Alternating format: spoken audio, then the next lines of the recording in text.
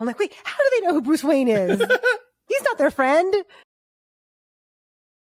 Ho, ho, ho. We are talking about the Guardians of the Galaxy holiday special, which is now streaming on Disney+. If you're loving how we look, we are on Riverside, and we're kind of loving it because it's so easy for us to come to you in 1080p, and we are bright and beautiful. It is Christmas, so you can see all the stuff behind Alonso now, all of his beautiful accoutrement, his Christmas finery, since he is the king of Christmas. So this reason alone is why Riverside is useful in your life. If you do any kind of social media stuff or any kind of YouTube, and if you have a podcast of your own, it's so easy to use. We have a code for you to make it easier, even easier. Breakfast 15. Check it out below. We've got a link for you in the description.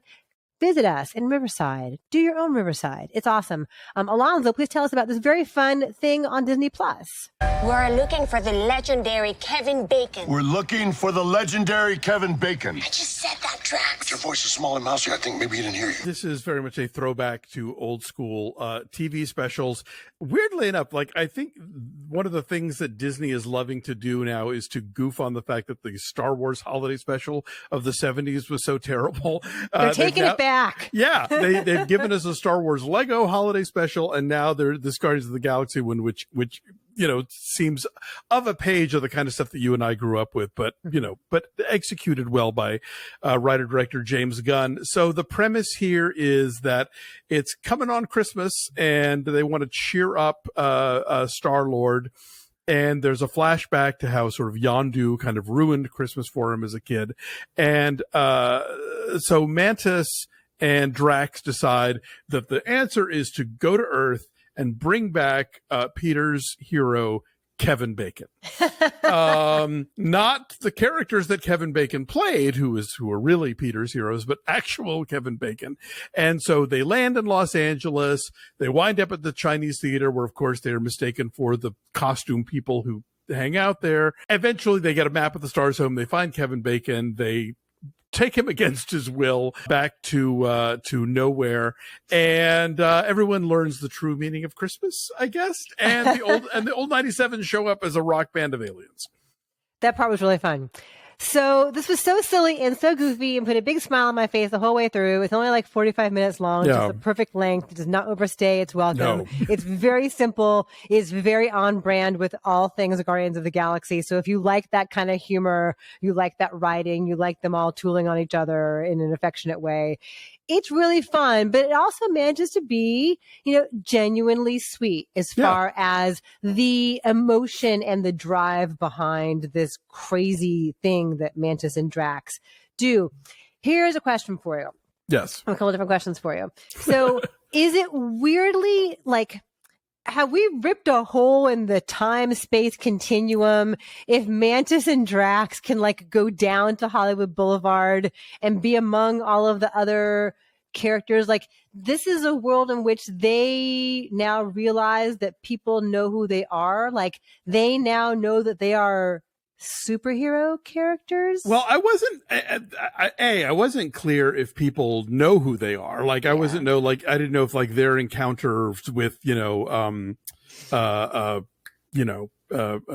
Thanos had made them sort of household names, or people recognize them or not, or just assumed that they got to be somebody because look at them, But if you notice, there's a cosplay Ms. Marvel in that, and there's other people. But as we know from the Ms. Marvel TV show, there's a Captain Marvel cosplay. As we know from the Ms. Marvel TV show, also as a Captain America, as we know from the Ms. Marvel TV show, in this world, the superheroes themselves have a fandom and spawn cosplayers and conventions and all of that stuff, Ms. Marvel goes to Avengers Con, remember? So this is part of that same kind of universe where it's the real world, but they know who the Marvel characters are. Exactly. In their continuity, people would be in front of the Chinese theater dressed as actual superheroes that exist in that world. Okay. That was confusing to me. Also, is Bruce Wayne now canonical within Marvel? If we can talk about Batman and Bruce Wayne in a Marvel thing, is like, what is even happening here? It has actually come up before. Like, okay. People in Marvel movies have said something like something is their kryptonite. Like, okay. I think that DC Comics as a fictional construct exists in the Marvel Cinematic Universe, I think. Leave us comments if we're getting this wrong, but that's my understanding. I'm like, wait, how do they know who Bruce Wayne is? He's not their friend. So there was that, but I guess there's also a world in which like they can exist within Marvel and also know who, what Footloose is. So there are no rules. Did you enjoy this as a Christmas expert? Did you have fun watching this? I did. I think it's really tricky to do this kind of thing now because so often, like, I've seen so many attempts at reviving the variety show where rather than just do the thing, they're like constantly nudging you of like, check it out. We're doing the thing. Can you even believe it? The thing is so stupid, but we're doing it. Like here, I think they're mainly doing the thing. They aren't, yes, there is obviously some level of meta awareness because that's how James Gunn rolls. But I think for the most part, they just kind of give themselves over to the idea of we're doing a holiday special, and the songs are good. Yeah. I'm sure Rhett Miller loved getting done up as an alien. And, I'm sure Kevin Bacon, James Gunn may be the last person on earth who still remembers the Bacon Brothers band. So, I'm sure he was like, what? I get to sing with the old 97s? I'm in, It was a good song. That was fun. It was. Yeah. Like, so it opens and closes with good songs. It's got a good sense of humor throughout. Most of this is being carried by Mantis and Drax, who are funny characters and who you only get little bits of in the Guardians movies. They get to be front and center, and Pom Klementieff and Dave Bautista like run with it and are a lot of fun. Their adventures are very amusing because think about it, like they probably never got drunk before, and how are their bodies acclimating to gravity on Earth? Like they've never been to Earth before, so I'm sure they're not metabolizing alcohol the way that the average human would. Probably. Yeah. I'm sure there's a lot of Easter eggs that I missed because somebody had asked me, I have questions for you afterwards. The one I did catch was, did you notice when they're on Hollywood Boulevard, there's a banner for like a retrospective of the films of Kinga, which is the Kumail Nanjiani character from Eternals.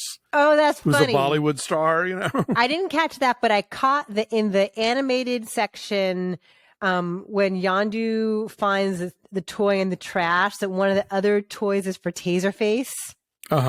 Did you see that? I don't remember what that's a reference to. Taserface is one of the bad guys in the original Guardians, and Rocket gives him total shit like, your name is Taserface? Oh, God, that's right. Remember that? I'd forgotten about that. Anyway, yes.